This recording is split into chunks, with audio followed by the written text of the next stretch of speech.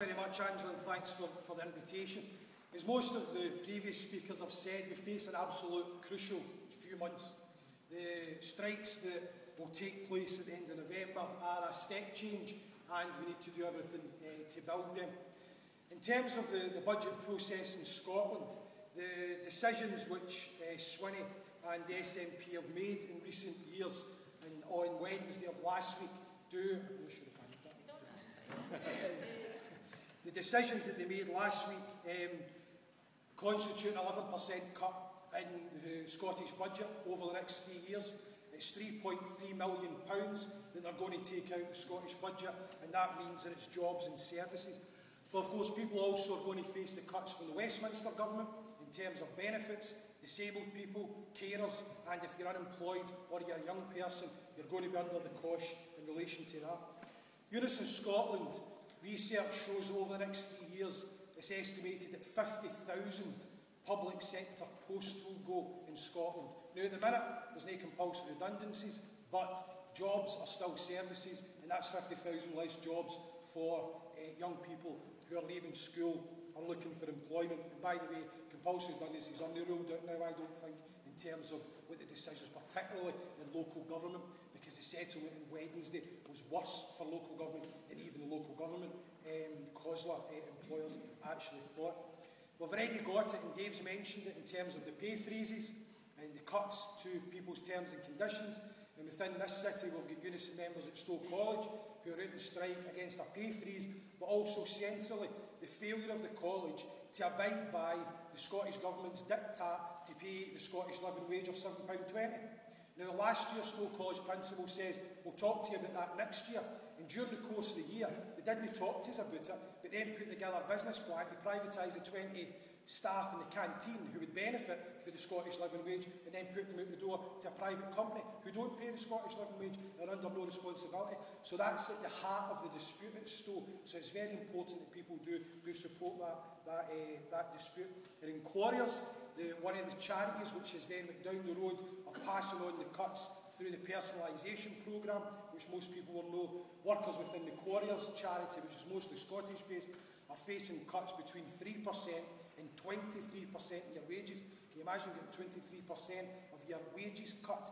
And that isn't just a few people. There's a number of people that are experiencing that, and even the bigger block isn't the 3%. They're up at the 15 and 20% is the core of the workforce that they're losing. And the Quarriers Unison branch have been trying to get an arrangement with the Quarriers management. They've refused to talk, and there will be further strike action which will take place over the next period of time. In terms of here in Glasgow, people have seen the stuff around about disabled services. No get time to discuss that, but folk know that's a key thing in terms of cuts to people's services. If you're disabled, you're facing cuts in your services between 20 and 50%. And on top of that, you then have an attendant issue, which people will be aware of the cuts to some of the learning disability provisions, particularly our Cord Centre over in Dalmarnock, and there's still a campaign there to try and get an adequate replacement service for the 50 or 60 disabled people who use that and their families, so that they feel that their families are safe and secure when they are entering those services.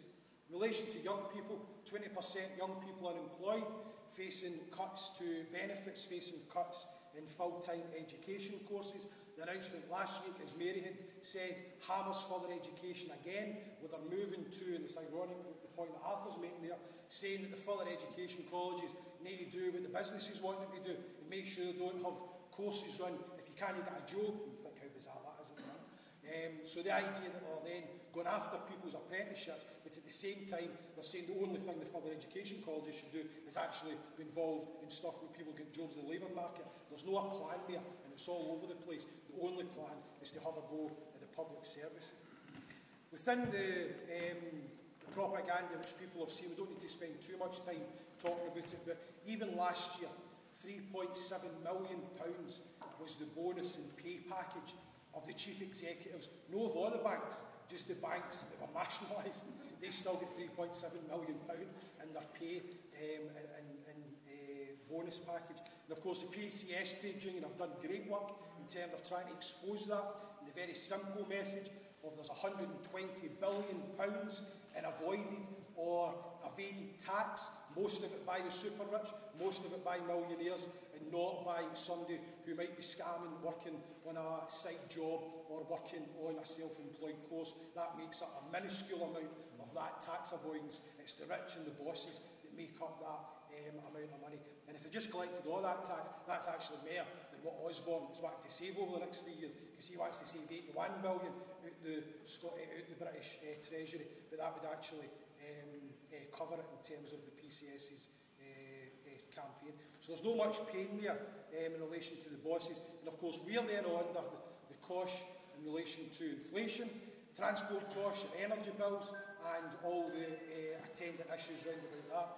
One of the figures which I was looking at during the week and I thought was important to highlight was that even against a background of unemployment rising and crucially underemployment rising, huge problem in Scotland, which is partly to do with the cuts, the increase in temporary contracts in Scotland in the last 4 years has doubled, which means that even when people are getting jobs against a background of most people no getting work when they go for it, it's temporary work that's coming in, and it's a casualisation of the economy, which can only then lead to problems further down the road. And of course, the resources exist. It's about distribution and control. And I know that many in the movement have spoke about a plan B, or the SNP's plan Mac B. It might be that most of us in here might want a plan C, or even a plan S, or that starts with S, might be the best plan in relation to sorting out some of the problems. In terms of the response that we need to have, people have spoken about that. The political response is key, and within Defend Glasgow Services, in Unison in Glasgow, and indeed Scottish Unison, this idea of no cuts is crucial. And we have been banging on about it, and folk who have heard me saying this before are fed up hearing people from Unison talking about it, Defend Glasgow Services, but the idea of calling on politicians to stand up and fight the Tories and fight the SNP and set these budgets, don't make the cuts. We need to keep saying that, and by the way, see if they don't do it, they should get out the way, and some people will make them get out the way, Minister. Final points I really want to make in relation to the industrial action on the 30th, and of course crucially the ballots that need to take place first. As Helen has said, 3 million trade unionists potentially on strike on the 30th of November, the majority of them women, and particularly within Unison, where between 60 and 70% of our members are women. That makes it a different strike in many, many ways in terms of which people's perceptions of the old trade union movement might look like. It isn't people with cloth caps walking up and down the street. It's low-paid women who are looking after their families, who are juggling home life, who are having to then deal with the cuts that are happening in disabled services or in caring services, and that's the people who will be in strike. So the idea that they people don't deserve solidarity across the whole of the population is something that we need to absolutely cut through. Within Scotland and local government, there was a small concession, there was a mild concession from the SNP government last week in relation to the contribution rises, which the unions will acknowledge, and that is good that the SNP government are not going to increase the contributions in relation to the LPS, but they're still going to implement the other changes in terms of working longer and your benefits being less, so the public sector is still under attack. And of course, one swallow doesn't make a summer, just because the SNP did one good thing last week. If you look at the rest of the spending review, that was certainly outweighed by all the bad things that were announced. But we need to be honest about the situation that we're in local government and campaign round about that. Because of course it is about the wider attacks. People have been under pressure in their jobs, their services, their conditions, their pensions, and a whole range of living standard cuts.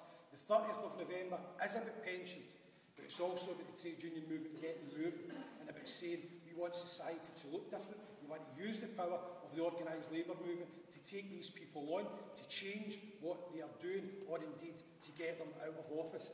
And unity between the public and the private sector in this is absolutely crucial. And